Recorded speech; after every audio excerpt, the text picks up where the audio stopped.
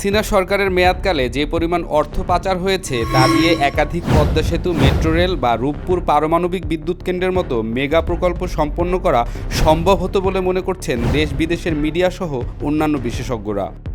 স্বাধীনতোত্তর দীর্ঘ ৫০ বছরে বাংলাদেশ থেকে পাচার হয়েছে ১১,৯২,৮১৫ কোটি টাকা, আর এই সময় ৩২,৫৩,৫০০ কোটি কালো টাকা সাদা করা হয়েছে বলে দাবি করেছে বাংলাদেশ অর্থনীতি সমিতি। সরকারের পক্ষে আদৌ কি পাচারকৃত টাকা দেশে ফেরত আনা সম্ভব? দেশের ৭টি মেগা প্রকল্পের বড় বাজেট ধরা আছে পারমাণবিক বিদ্যুৎ কেন্দ্রকে ঘিরে। এই প্রকল্পের বাজেট ১,১৩,০০০ কোটি টাকা। এছাড়া পদ্মা সেতুর বাজেট কয়েক দফা বাড়িয়ে দাঁড়ায় ৩২,০০০ কোটি টাকার বেশি।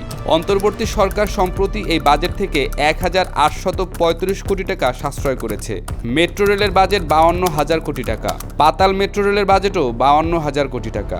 বিমানবন্দরের তৃতীয় টার্মিনালের বাজেট ধরা আছে ২১,০০০ কোটি টাকার বেশি। এলিভেটেড এক্সপ্রেসওয়ের বাজেট ৯,০০০ কোটি টাকা। খুলনা মোংলা রেলপথের বাজেট ৪,০০০ কোটি টাকা। এতগুলো মেগা প্রকল্পের মোট বাজেট ২,৮৩,০০০ কোটি টাকা। অথচ পাচার হয়েছে ১১,৯২,০০০ কোটি টাকার বেশি। অর্থাৎ কেবল পাচার হওয়া টাকা দিয়েই এমন ২১টি মেগা প্রকল্পের কাজ শেষ করা যেত। যখন যে সরকার দায়িত্ব গ্রহণ করেছে তারা তাদের আয়োজিত বিভিন্ন সভা সেমিনারে নিজেদেরকে জনগণের রক্ষক বলে পরিচয় দিলেও তাদের হাতেই লুট হয়েছে গণমানুষের ভাগ্য।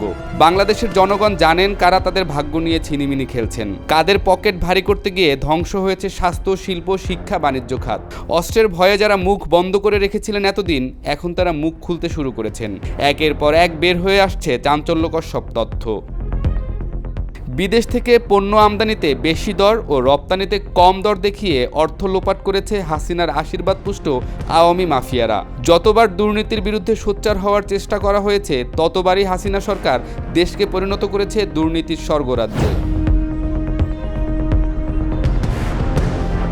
আওয়ামী সরকারের মন্ত্রী, এমপি, রাজনৈতিক নেতা ও শেখ পরিবারের এমন কেউ নেই যার বিরুদ্ধে দুর্নীতির অভিযোগ নেই।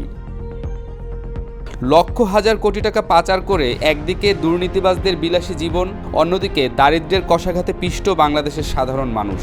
নির্বাচিত অনির্বাচিত সরকারের সকলেই দায়িত্বের আড়ালে ক্ষমতার অপব্যবহার করে ক্ষতি করেছে দেশের সাধারণ মানুষের। অন্তর্বর্তী সরকার বাংলাদেশ পরিচালনার দায়িত্ব গ্রহণের পর জনগণের বিভিন্ন দাবি দেওয়ার পাশাপাশি প্রকট হয়ে উঠছে অর্থনৈতিক সংকট।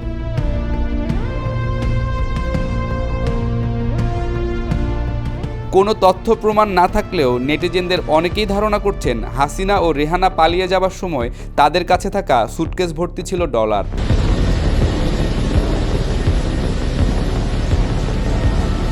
দেশের এরকম পরিস্থিতিতে জনগণ সংঘবদ্ধ না থাকলে কখনোই নতুন বাংলাদেশ বিনির্মাণ সম্ভব নয়। দেশের জনগণের চাহিদাকে প্রাধান্য না দিলে দেশ আবারও শোষকদের ব্যবসা ক্ষেত্রে পরিণত হবে বলেও নেটিজেনদের আলোচনা চলছে সামাজিক যোগাযোগ মাধ্যমে। রাইসুল নয়ন, নাগরিক।